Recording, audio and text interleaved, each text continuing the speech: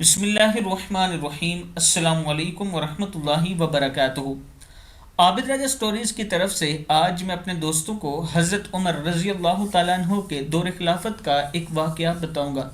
ایک عورت امیر المومنین عمر بن خطاب رضی اللہ تعالیٰ عنہ کے پاس آئی اور کہا، میں نے اپنے شوہر سے زیادہ اچھا کوئی مرد نہیں دیکھا، رات بھر نماز پڑھتا ہے اور دن بھر نفلی روزہ رکھتا ہے۔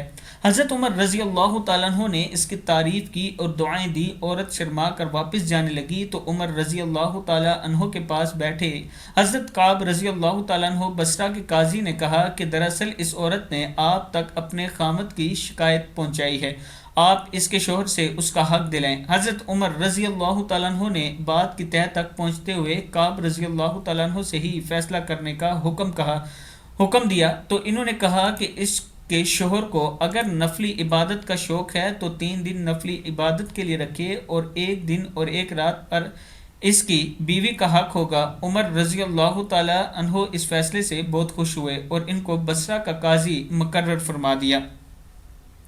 میں اپنے دوستوں سے گزارش کروں گا کہ اسلام نے عورت کے بہت حقوق بیان کیے ہیں۔ میں اپنے دوستوں سے یہ بھی گزارش کروں گا کہ عورت کے حقوق اسے ضرور دیا کریں۔ اس ویڈیو کو آپ دوستوں نے آگے ضرور شیئر کرنا ہے اور چینل کو بھی سبسکرائب کرنا ہے۔ السلام علیکم ورحمۃ اللہ وبرکاتہ۔